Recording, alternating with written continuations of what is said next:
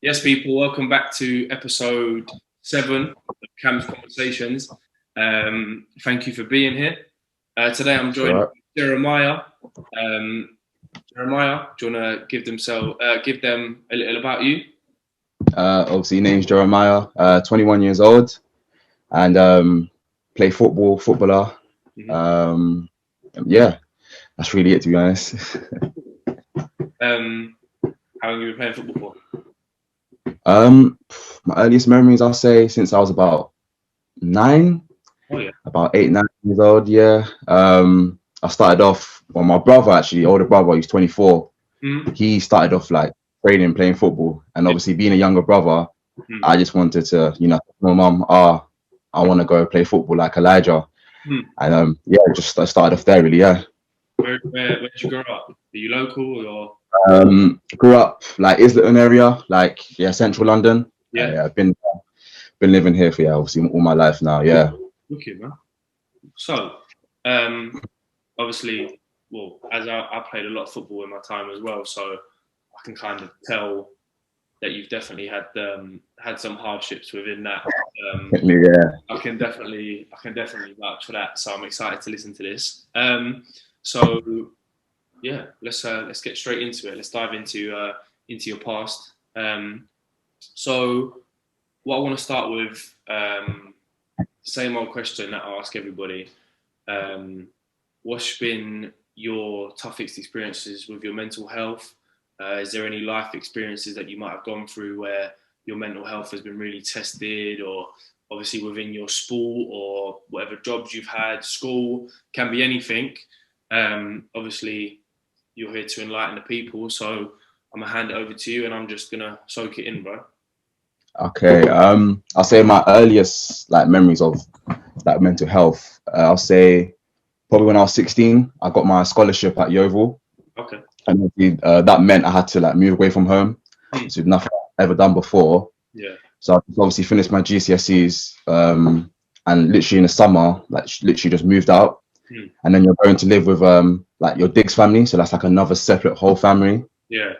So I'll say like I didn't really struggle, to integrate and to get to know them, because like the type of person I am, I'm quite confident and bubbly, so I can get along with people. Yeah. But I'll say when you're only young, you're 16, Yeah. you're trying to get a professional contract, and like obviously I'm black and I'm going to like a place where it's predominantly white people. Yeah. And you stay in white family, so the cultures are different. Their ways are different to what your mum and dad would be at home. So I remember like the Diggs family I was with, I didn't really get along with the man. Oh, really? He was like I wouldn't say racist, but he was just it was his way or no way. Yeah. And I'm very like fixed headed. I'm like I'm also it's my way or no way as well. Like sometimes like I'll be at training, and then I'll get like like someone from the office, the academy office, will call me over, and he'll be like, "Oh, you need to sit down to talk to you about your digs." And I'll be like, "Oh, what's the problem?" And they'll be like, "Oh, we've had a complaint saying that you've done X, Y, Z," but the complaints are very, very small. Like it's actually quite funny. Like he would be like, "Oh, Jeremiah didn't wash his fork, or he didn't wash his knife, or something like that." Yeah. So it sounds really small, but when it happens time and time again, and you'll figure to yourself like, what's going on? Like, am I the problem? Why doesn't he like me?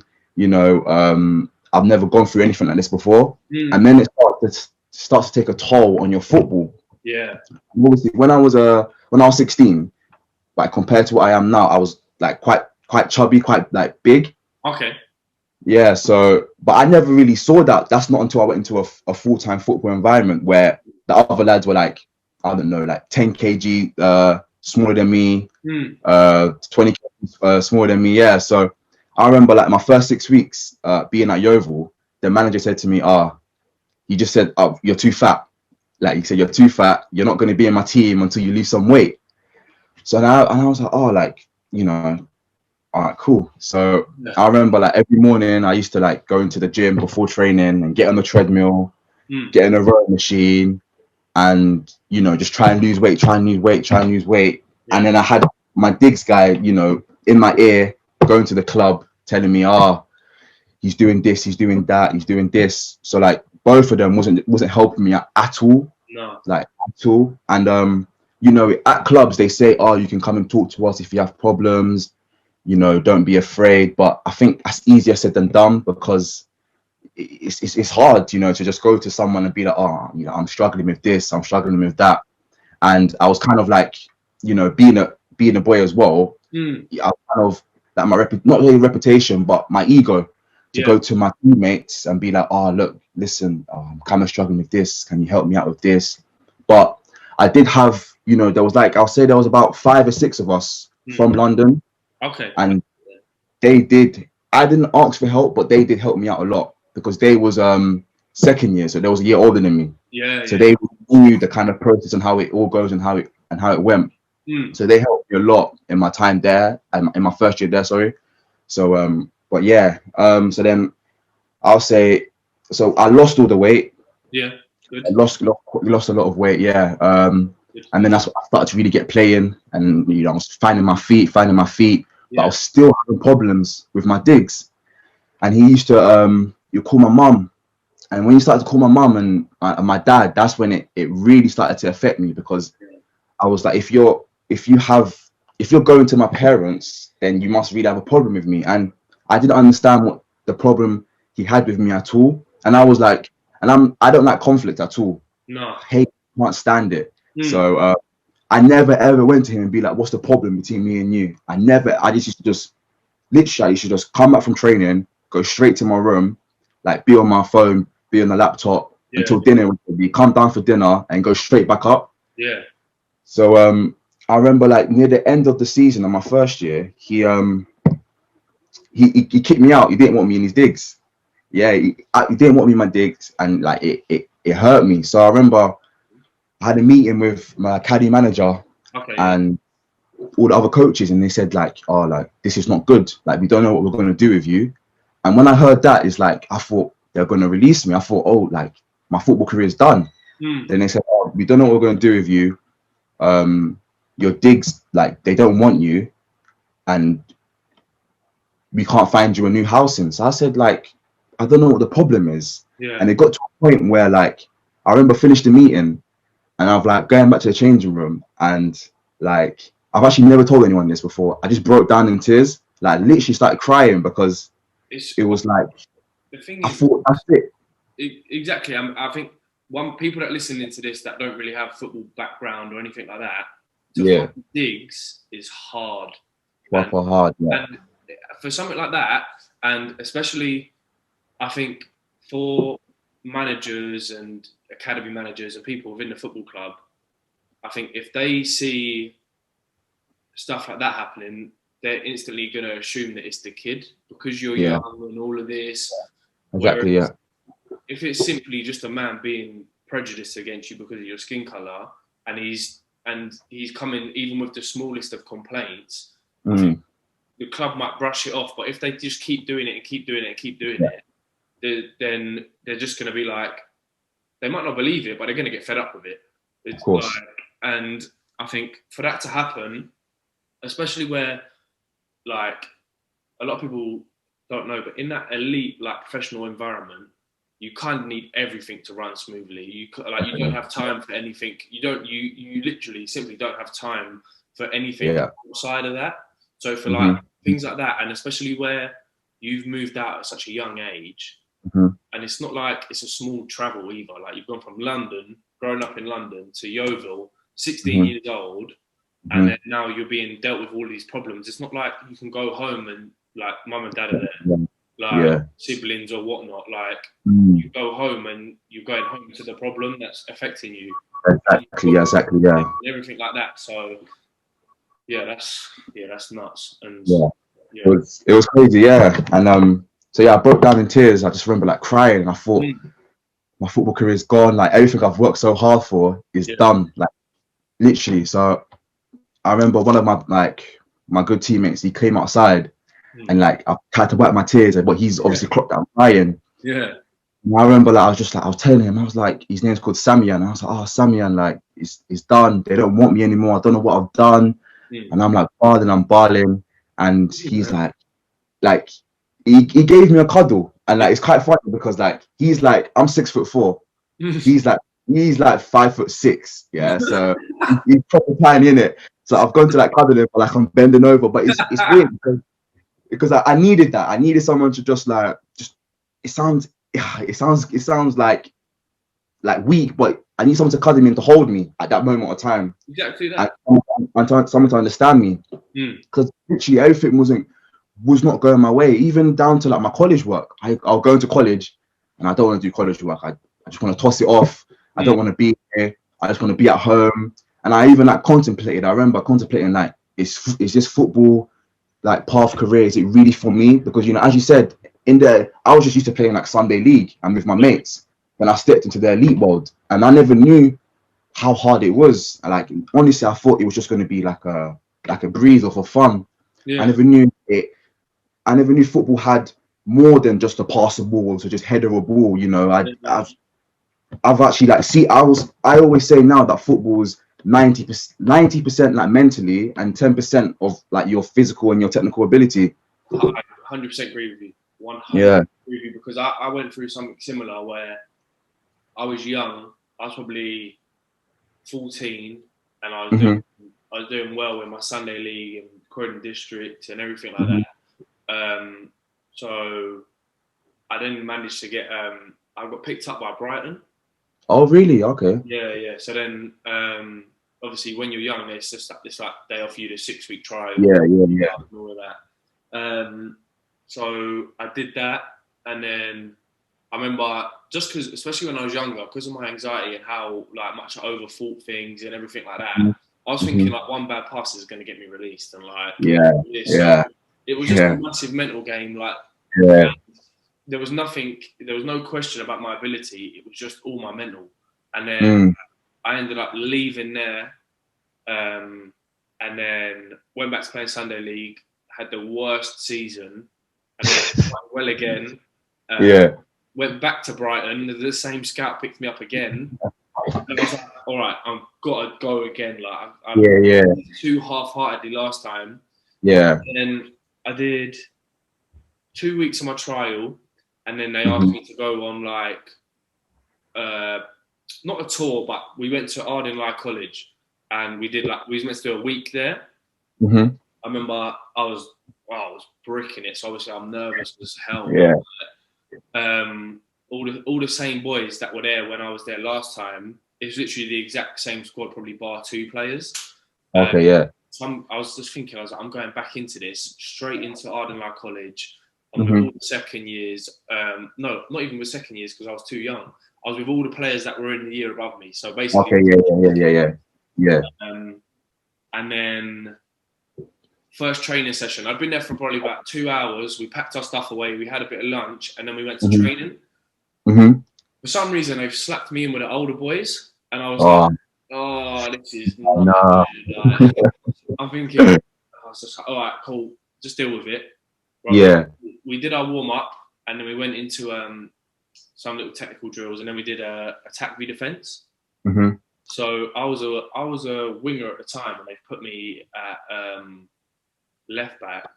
And then I remember the right winger for the year above was the captain. So he's taking it down the line. I've slide tackled him. Great challenge. Everyone's clapping. But he has absolutely lost his shit. As I'm standing up, he's all squaring up to me and all of this in the middle of training. Yeah. I'd been there for 3 hours, and obviously where I'm now, I'm thinking, holy shit. So I'm just walking away, but this kid don't want to stop. Yeah. And then it just fizzles out on that. And then training's done. We go and have our downtime, chill in the room for a bit and that. And then we come down for dinner. And before everyone walked to the dinner hall, you met at like an assembly point. So we went to this room, and everyone would meet there, and we walked down as a team. So like obviously like as a team bond and stuff and that.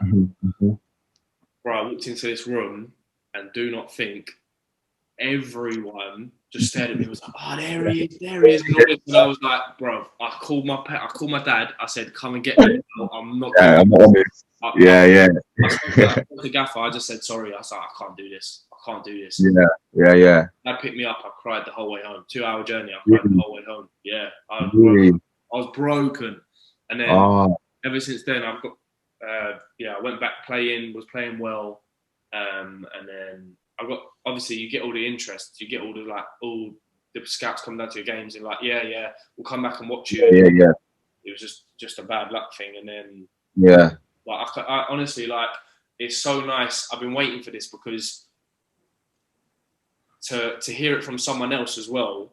It's just like, it's just like a massive thing, you know what I mean? It's like, yeah. And I think people think, like we said there, football is not about how good you are at football. No, it's honestly not. Like every other thing that goes on outside of the thing. And I know I've seen you're good friends with a lot of footballers.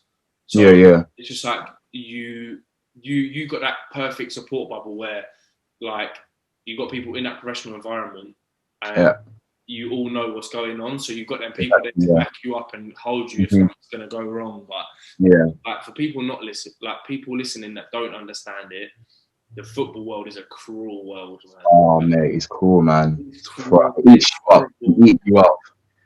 It's scary, man. It is scary, but so you have your meeting. They tell you that Diggs don't want you anymore. What happens from here? Say the Diggs don't want me, and this is like, I'll say about a few days just before we have like our end of season review, where our parents come in, have the meeting and that. So they've obviously told my mum and dad. Like, mum and dad are like, they're confused, like, because, you know, I'm not a naughty kid. The guy was portraying me to be like naughty, and said I had a chip on my shoulder, and he thought I was, I don't know, like cocky, whatever. So my mum and dad are like, that don't sound like my son at all. Like, that's not him. Yeah. So I remember season's done, we've having our meetings, and the academy managers, and they're saying like, your son has potential to be, you know, a very good player and can go on to do great things, but he has to, you know, focus, buckle down and whatever. Yeah. And like my mum, mum and dad care about the football, but they just wanted to understand, like, why is my son getting kicked out of his digs? Like, why is he not going to have a home to come back to in his second year? And they had a list, like my coach had a list from my digs guy of all the things, you know, that he wasn't happy with. And obviously, you know, I said, not washing the fork, not washing the knife, not deep cleaning my room, stuff. Just, I think the craziest one was, so I will go downstairs, and I'll make a cup of tea. Yeah. And he said, because I didn't ask anybody else if they wanted a cup of tea, it pissed him off.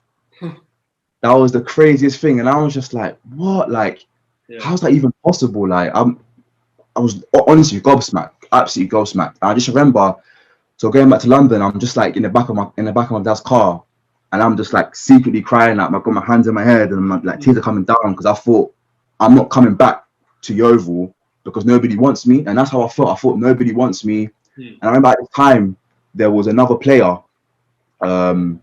He was like really excelling, and he was like pushing onto first team. And I thought, like, how come everything's going fine for him, but then someone like me, like nothing's going well for me at all, nothing. Yeah. So I was to come back to London, and as you said, you know, my majority of my mates all play football.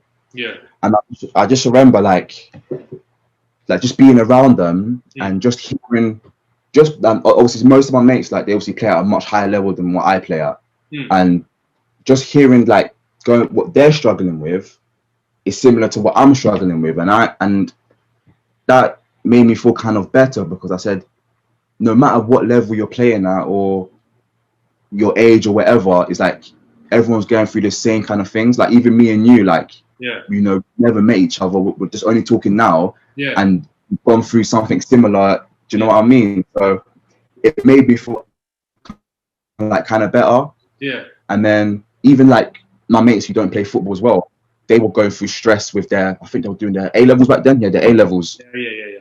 So they would like stress about their A levels, and it's kind of like funny. Like, what I'm about to say is, like, I was almost happy and glad that everybody had struggles, because I'm not the only one. So I thought, oh, like, Jerry, like, you're not the only one who's going through this. Like, your mates are going through it, your mates you play for XYZ are going through it, and your friends who are studying XYZ are going through it. Like everybody's going through something. I think it's a very yeah. and I think like the moment you realise that, it does feel like that weight on your shoulders is like taken off. That's how I felt. You know where you've been going through it for so long. You think it like it does it and it eats you up. You're just like, why is it only me? Like what? You see this person doing that and this person doing that, and you're like, but why isn't he doing that?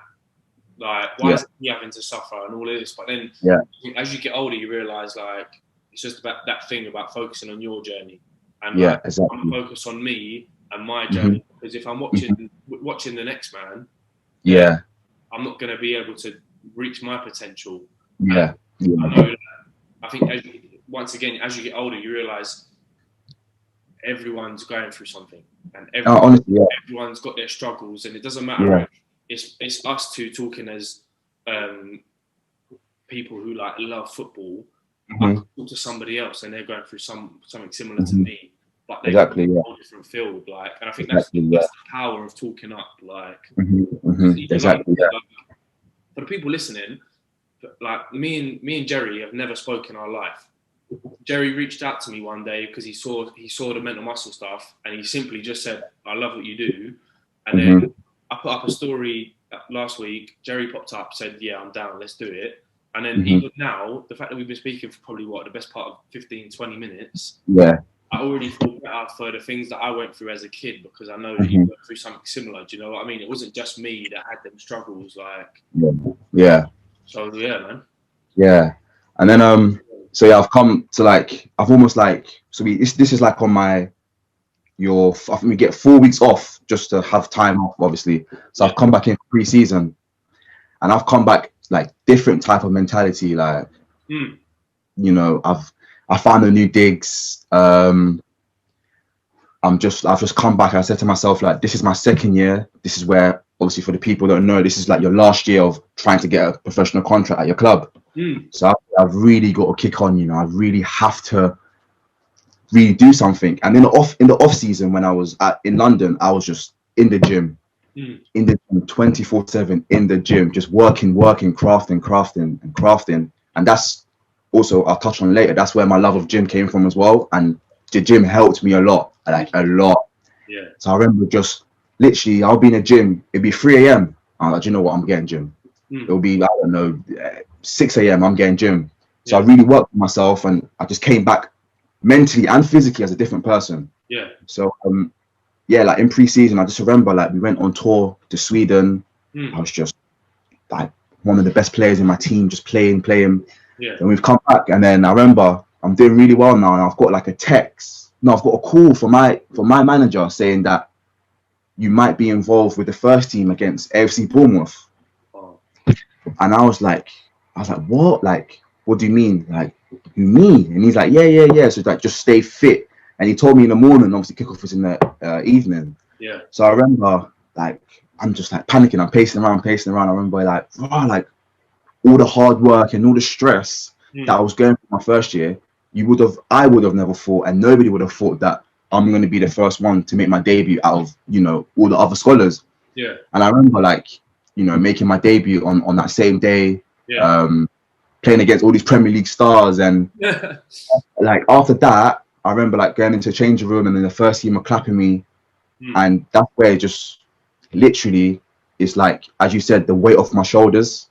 Like mentally, I was just a different type of person. Like honestly, like such a different type of person. And I was just like expressing myself, and then also it's like I knew how to. So when I was with my new digs, I knew the wrongs and rights, what to do, because of what I was doing in my old digs. So like literally, I'll go downstairs, make a cup of tea, but I'll ask, do you want a cup of tea? Do you want a cup of tea?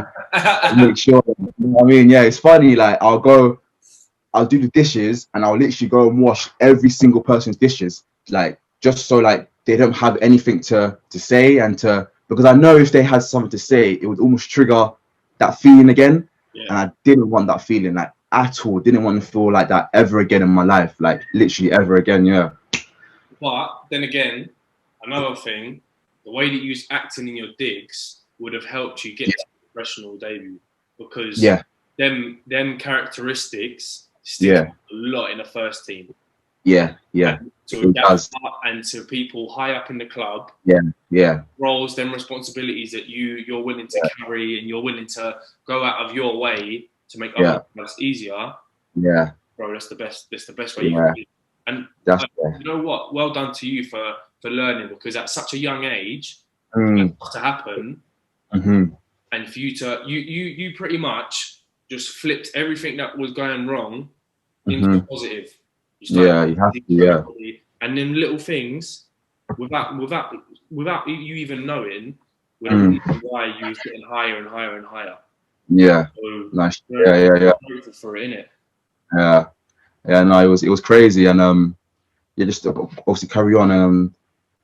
Like coming to the end of the season, it was me, and it was another lad called Joe. He's a left back, and me and him, became really, really close. And everyone thought, like either one of these or both of them are going to get a professional contract. Like it has to be. But with Yeovil, they haven't given out a professional contract in 3 seasons before I was there. So like not a single kid, only one kid, only one kid in 3 years got a professional contract. It's crazy, So I really thought, I could be the one. So I remember going into my meeting now for the contracts, and in the back of my mind, I thought, no, I'm not going to get anything. But I thought, I've done so well, surely they can give me something, And they just said, unfortunately, we're not going to renew your contract. Like this is it. But because I prepared myself for not getting a contract, I wasn't as hurt as I thought I would be. But however, my world came crashing down, because I thought, what? I spent 2 years of my life, from 16 to 18 here, haven't been to any other club, like what am I going to do now? Like I started thinking, do I go get a job? Do I go find a new career? Like, do I go to university? Because obviously some of the lads, they went to uni, but I said, no, uni's not for me. So I just remember my mind pacing around, thinking, like, what am I doing? And that was probably another where my mental health was like a bit crazy, because I was saying to myself, if I'm not playing football, what am I doing? Like literally, that was it. It was crazy, And I remember like coming back to London, packed all my things, coming back, and like speaking to my agent, and he was like, I haven't, like, as of now, like there's nothing yet. And like I was really, really worrying, at such a young age. And like obviously you've seen a kid from Man City who killed himself because he got released at Man City. And when I saw that, I was like, I could obviously I think every single footballer in the world can relate to rejection and getting released and saying you're not good enough. Like, have you gone through that? Oh, mate. Stupid, but and carry on your point, because I know it's a good one. So I thought, like that's it, I'm not a footballer. And it was almost, for me, it was that it's the ego side of it. I take pride in what I do, and all my friends at this point, they've just signed like 3-year deals at Premier League clubs, and and my friends who don't play football, they've just got their A-level results, and they just got like a new job, and they're starting their career. And I'm thinking, I was like, okay, so what am I doing? Like, what am I really going to do? And I contemplated going to university, but I wasn't the brightest of kids, but I wasn't the dumbest of kids. But school wasn't for me. I knew I wasn't going to go to university, whatever. Okay. I contemplated going, the American scholarship. I think, so like I had quite a lot of offers from there in like D1 and D2 teams. I thought, and now I'm not going to America because I don't want to do school. So I was just like, what am I really going to do? And in that moment, I would say it was my family, like my mom, my dad, brother. And also my brother used to play football, brother, sister, and like my cousin as well used to play football as well. And like they really helped me in terms of like, if this is what you want to do, forget about everything else like try and forget about your worries. Easier said than done, and just really, focus on the next chapter, because this is the next chapter in your life. The same way I remember when I was 15 and I was panicking, thinking I'm not going to get a scholarship, and then a few months later I've got a scholarship. It's the same way I have to concentrate now and try and get a professional contract.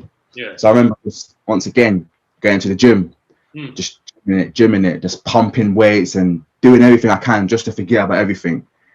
On the treadmill, just trying to make myself into a better player, whatever. And then my agent called me and he said, "Oh, how do you feel about playing abroad?" And I've always wanted to play abroad because obviously I'm like mates with Sancho, innit? So at this time he's gone to Germany, and I remember being at a gathering with him, and he asked me like, "What are you trying to do next?" And I thought, I said, "I don't know, like I might go abroad." He's like, "Yeah," like he said to me, "Yeah, you go abroad, like, it's good. I'm enjoying it. If you want to go." So I was like, "Okay, cool." So my agent's like, "Yeah, Slovenia." And I was like, "What?" I was like, "Who?" I was like, "Slovenia." I was like, "Oh, like respect me, rate me, like, come on, man, like, what am I gonna do there?"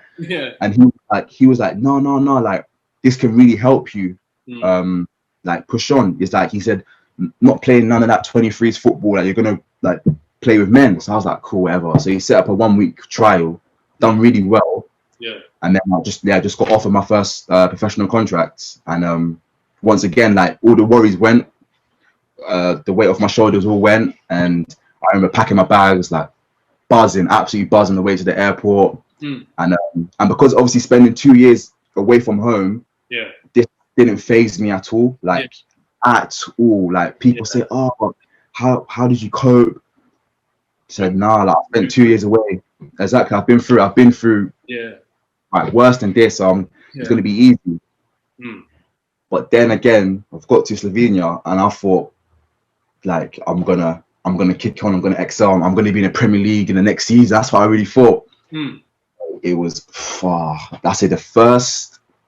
So I got there in July. The first 3-4 months. Oh my goodness, worst 3 to 4 months of my life. Like, just purely based on, I didn't touch the pitch from like pre-season, July, end of pre-season, all the way until October. Didn't touch the pitch at all. Wasn't even in the team. Like, it was crushing me. It was killing me. And I remember I went there with another lad from my agency, and he was obviously also English, and he was playing. They loved him. They absolutely adored him. They loved him. And I couldn't, once again, get my head around, like, I know I'm not rubbish. Obviously, football's a matter of opinion. So I said to myself, okay, maybe they do rate me to give me a contract, but I have to work harder to get into the team. Cool. So that was absolutely killing me. And once again, I remember, like, the boy doesn't even know. So if he sees this, he's gonna be shocked. I remember, like, going back into we shared a room together in the house. I remember going back to our room and just crying. He'd be sleeping at night. I'm crying. I'll go to the toilet and I'm crying. And I'm 18 at this time. Everybody else he was a year older than me. He was 19. But in the team full of men, there were 25-year-olds, 26-year-olds, like big men with careers. And that kind of phased me, as in, like, I felt like belittled. I was kind of like, not confident. And I just remember, like, saying to myself, like, I remember on the phone to my agent, I said, "I'm coming home. Like, I'm not doing this. I can't do this." They used to make me play for, like, the reserves, and that was just the worst thing ever. Standard was rubbish. And once again, like, them worries came back into my mind of, am I going to be a professional footballer? Like, what's the point of all this? Like, I should just quit. And it's like, going back to what you was with your story about the anxiety, and I say to myself, like, I'm not good enough. I'm rubbish. I'll go training. I don't want to be at training. I don't want to be here, and I'm scared. It got to a point where, like, I was even scared to just, like, pass the ball because I thought I wasn't good enough. And then it got really that bad. But once again, nobody knew, because it's like, I had a mask. So, like, when I'm getting to training, I'm smiling, I'm battling with the boys, whatever. When I'm with the boy I'm sharing the house with, I'm laughing, I'm smiling, whatever. But when I'm by myself, like I'm a complete different person. Like you wouldn't even know it's me. And like, it was killing me. I didn't even tell my parents like any of this at all. And on top of that, we wasn't even getting our payments paid properly. So obviously you're supposed to get like your monthly salary. Yeah. And obviously Eastern Europe, crazy kind of place, innit? And they would like pay us here and there and whatever, and you're thinking to yourself like, I'm in another man's country. Once again, I'm black. I'm 18. Like, what can I do? Like, my hands were tired. I couldn't do anything except like wait it out. Yeah. So I remember there was a cup game, and I was on the bench, and the centre back got injured, and managers told me, he's like, warm up. So I've gone to warm up, but this is probably one of the worst warm ups I've ever done. I've ran like probably 2 meters, did a quick stretch, like did a quick one like that, and like I didn't want to play. I didn't want to be there like at all. Like I just hated it.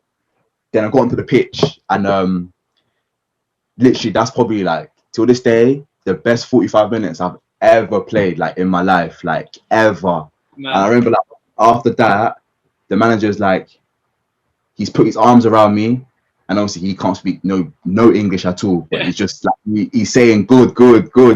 And I'm like, and I'm smiling. I go into the changing room, and like the players were like, they were almost shocked because they haven't really seen me play properly, innit? Yeah. So they were like, oh, like you're a good player, and like just like all that compliments and everything started to make me feel much better. And I remember going to training and feeling much better about myself and more positive about myself. Yeah. And then we had a league match, and I remember starting, obviously I'm centre back, 6'4", and he started me left back.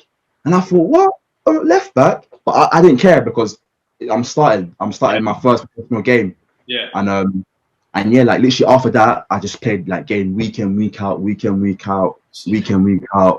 And like, yeah, it was coming to the end of it. It was like the best thing ever. Like I loved it so much. Like I wish I could go back, you know, without the money problems, whatever. But in terms of after when I had that weight off my shoulders, it was like the best feeling ever. You know, playing some stadium with like some crowds and on TV. You know, like it's proper good. Yeah. But like going back, obviously touching on the mental health side, is like this one really was hard because I couldn't go to my teammates because they didn't speak English. Couldn't go to my manager. He not a single word of English. Like it's crazy. Like, and I wouldn't say I had no one, because the guy I was staying with, me and him, we started to talk more because we was in a room 24/7. We started to talk, and we started to like say like how we felt and, you know, like what we're gonna do next. And once again, like it's literally just about, especially for us boys in football, it's just about being brave enough, and that's the crucial word, being brave, just to like, just what's the word, vent how you feel, like literally just what's on your mind, what's on your chest, like just say it, because I promise you, after that conversation, you're gonna feel better. Like no way about it, you're gonna feel much better, because, and you might be shocked because the guy you're speaking to or the person you're speaking to, they might be going through the exactly same thing as you. The exactly the same thing. And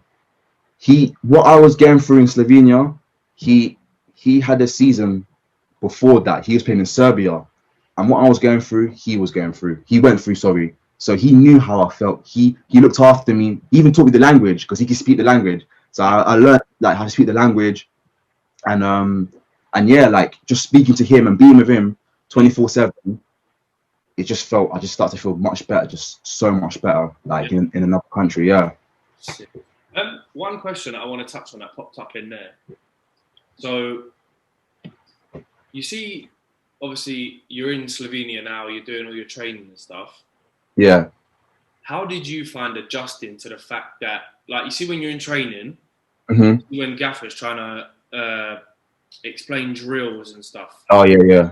How did you find that? Because for me, I can only imagine that would make me so nervous in case I got it wrong because you don't understand. Mm. Like, What how did you deal with that? what I used to do, yeah, I still do it to this day. Innit? Like whenever, even the team I'm at now, but whenever there's a drill, passing drill, whatever, I go to the back of the line. Yeah. I'm to the line, but honestly, and I'm looking at, oh, okay, that's how you do it. Ah, cool, yeah, like literally back of the line. Like honestly, it I was just follow, crazy. I do exactly the same. I follow, and then Yeah, whoever's at the front of the queue, I'll watch what they do until they get yeah. back to where I am. And I'm like, yeah, all right, cool.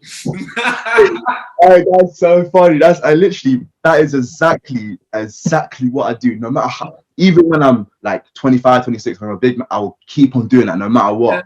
what.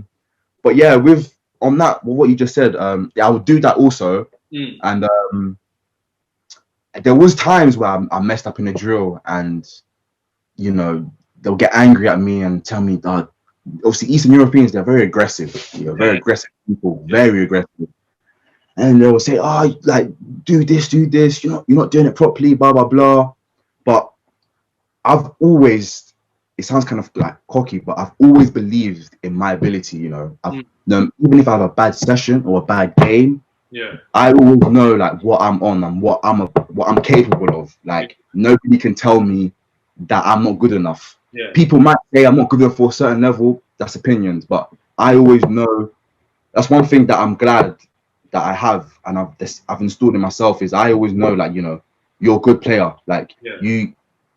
I will go on to do like good things, hopefully, innit? Mm. So in that sense, that just came from, I'll say, like my self confidence. Yeah. Even though it did crush me at times because, as I said, I'll be scared to even pass the ball 2 yards because I'm scared I don't want to make a mistake. Yeah. And like when I first kind of joined the club, the players, they loved the other player that I was with, and his name is called Ben.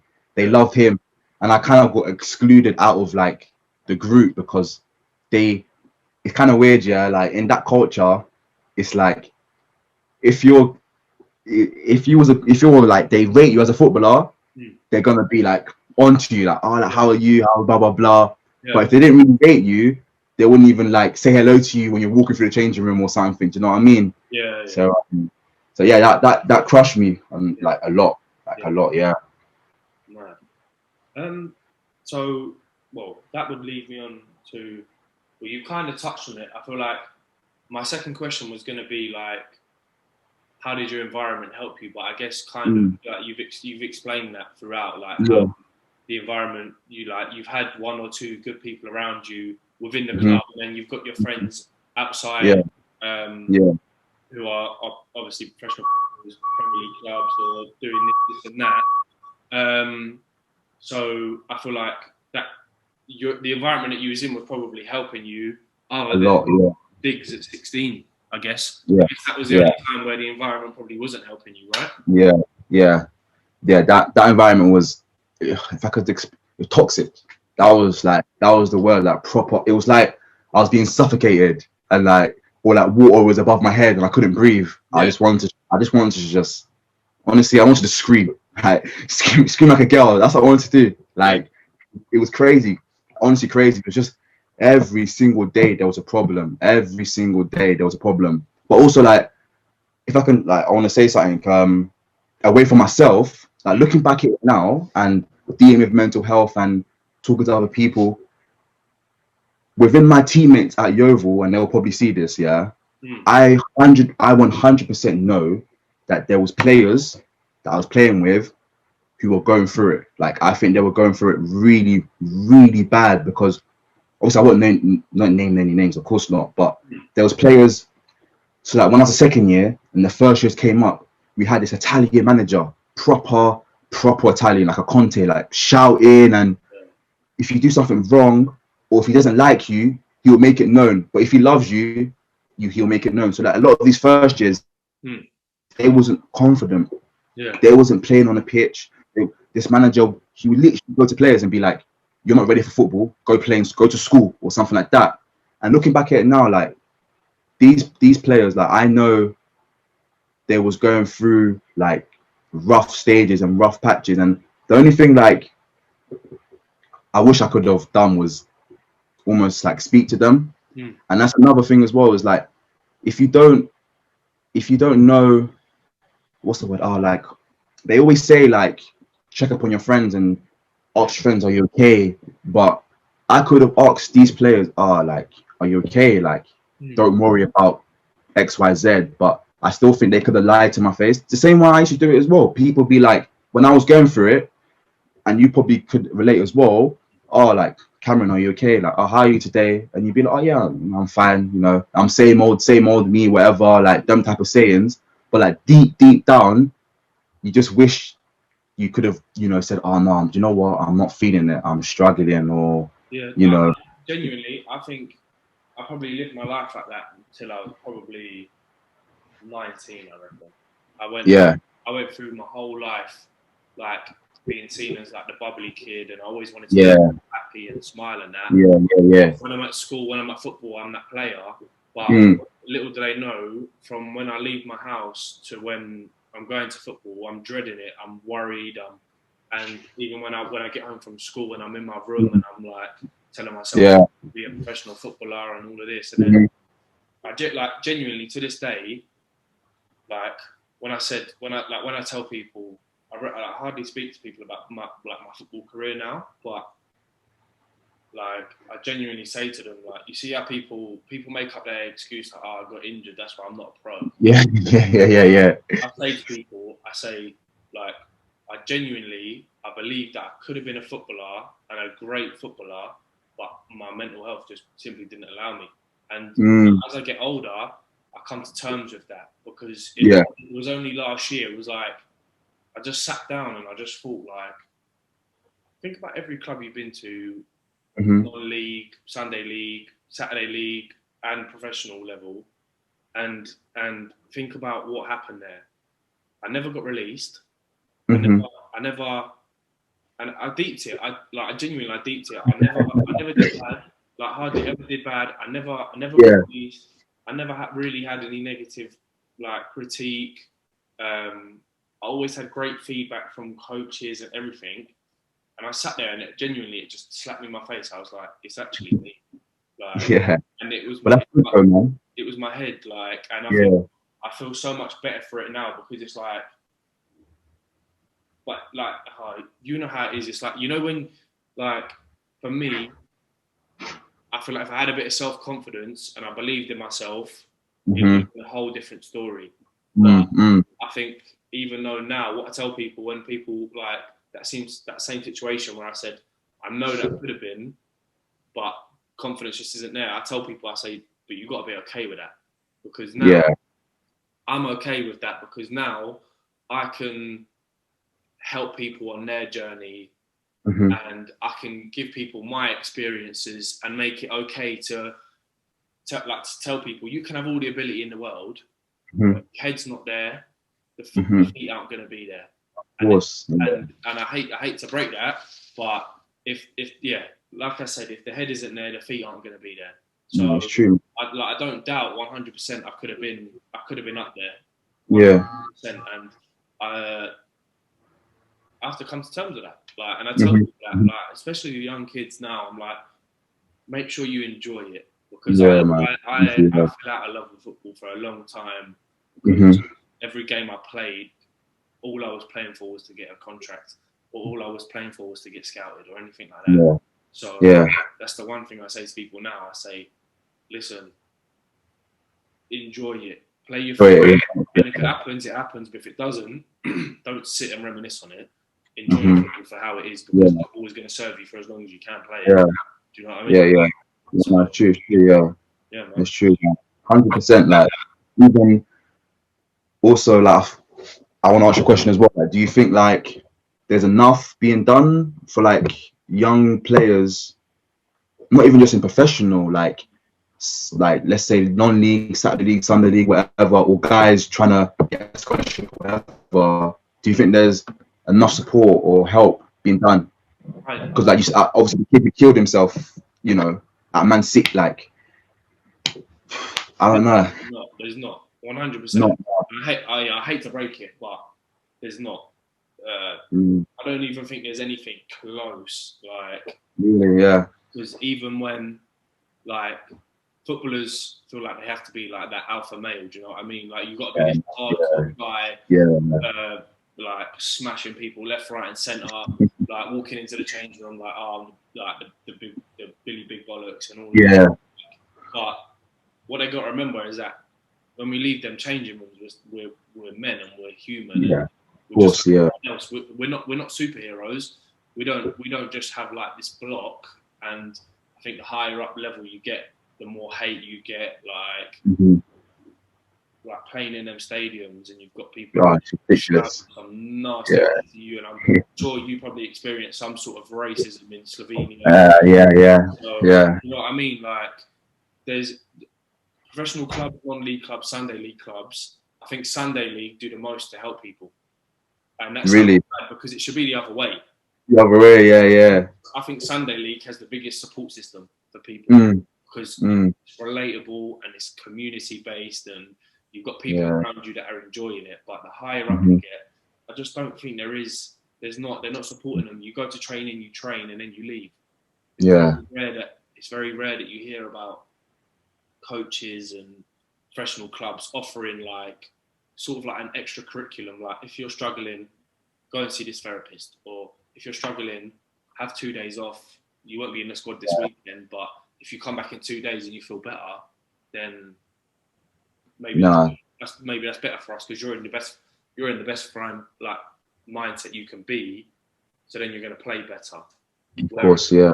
It's very rare you hear about players coming out, like, and then obviously a couple of years back, Danny Rose come back and said how he was suffering from depression. Yeah, that was a positive movement. But I feel like platforms like Rising Ballers, they're doing good things on their Instagram. Of course, because they're always supporting like the young kids and people in the professional game and outside of the professional game, and that's like a further support system. But I think within the professional environment, non-league environment, non-league is very toxic. Like, it's like you've got different ball game, man. Yeah, you've got like people that are kind of sour that they're not pro. So, but like even like down to the viciousness and like the tackles and like the things like you hear people saying to other people, and like you just think, whoa, this isn't football. Like, how, like, and it's nuts. And I think, I really don't think there is enough going on. But one thing I do think about every day is that how like the whole mental health spectrum within sport and everything in daily life is always on the rise, and it's only bigger and bigger. So I think that's positive, and we're moving in the right direction, but maybe not at the speed that we should be. Yeah, no, I agree with it 100%. And to touch on that, I'm thinking back in Yeovil, we had. Well, did we have one? Yeah, we did have someone you can go and speak to, but it was literally she will come once every. I want to say once every month or something like that. You know, she wouldn't be there 24/7. You know, Monday to Sunday, and like I think, and I try to do it as well. You know, I try to speak to younger players, younger footballers, like trying to get scholarships or professional contracts or whatever, and like try and give them advice. But I feel like there should be there should be people at clubs who can relate to the players. So, for instance, let's say like someone like you went into like, I don't know, okay, went into Yeovil under 18s. Yeah. And you said, look, lads, you can come to me if you want to, if you don't have to, whatever. I feel like there will be more lads and players that will feel more warmer to you than someone who's gone to bloody Oxford University and got a degree in psychology and whatever, you know, because you can't, like this woman who came in, she's very good at her job, but you're speaking to her and it's like she's a robot. You're not getting what I'm trying to say to you, you know, you're not understanding, you can't relate to what I'm saying. So that's why I feel like there should be people in that type of like job role, like, you know, someone for like you, or let's say even someone like myself can go into a club and speak to these guys. Say that, like, you've hit the nail on the head, because one thing I say to people is that it's all good speaking to a therapist, and but like you said, sometimes it does feel like you're speaking to a robot. Yeah. When you speak to a doctor, you get a knowledgeable response. Knowledgeable response. Yeah. Whereas if you come and speak to somebody like me or you who's been through it, and it's more relatable, and I can tell you what I did to survive it and all of this. And that's why I think there's one thing, it's all good having stats and statistics and having coping mechanisms and stuff, but you cannot beat somebody with previous experience. Personal experience, you can't, because they've been there, they've done that. That therapist that's talking to you, that's helping to you, might not ever relate to you because they've never been through that. Of course, yeah. Honestly, I feel like you have a great point there, and it's something that I've got it written in my notes. Like, how can you, like, being more relatable? And that's why I wanted to do the podcast, because now this podcast could be therapy for some people. Yeah. You know why? Because people might listen to this and might be young footballers who went through the same thing. So from this, they can hear what I did when I was struggling, what you did when you were struggling, and then they can learn from that. Do you know what I mean? Of course. Yeah. I hear that, yeah. So I thought, honestly, you have a great point there, because as well, like, it's all fine and dandy talking to them, and they're professionals at what they do, but I'd rather speak to somebody who's went through what I went through or something similar. Yeah. And you feel like you can like reach them more. You know what I mean? No, 100%, man. No, I agree with you, 100%. Okay. I've got one question for you to finish up on. Go on. If you could walk into the room next to you, and Jerry, who was crying in the bed, not wanting anyone to know, what would you tell him? What advice would you give him? I'll say, like, be man enough and be brave enough to go, like, seek help. Like, pick up the phone, call your best friend, pick up the phone, call your mom, call your dad, your brother, and, like, cry on the phone to them rather than crying by yourself in the bed or wherever, or in the toilet or whatever. Like don't be afraid. It's not going to make you less of a man or less of an alpha or make you any weak. Like, no one's gonna, because I used to think if somebody saw me mentally weak, they will see me weak on the pitch.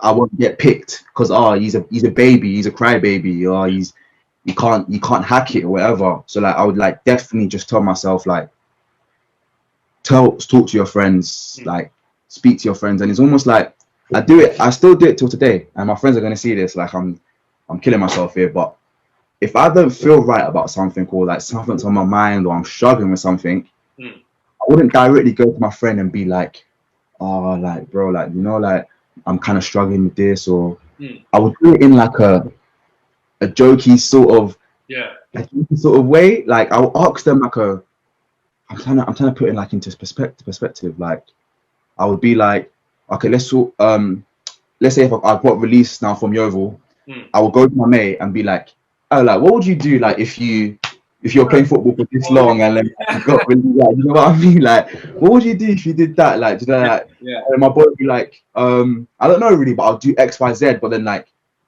secretly, I'm taking notes in my head, like, okay, like, this is I'm venting to you, but you don't know that I'm doing it to you. Like, I do that all the time, especially with my best mate now. Like, I'll be on face, like, I have a lot of friends, sorry, but all my friends, as I said, I will spend like 2 hours on the phone to my mate who plays football.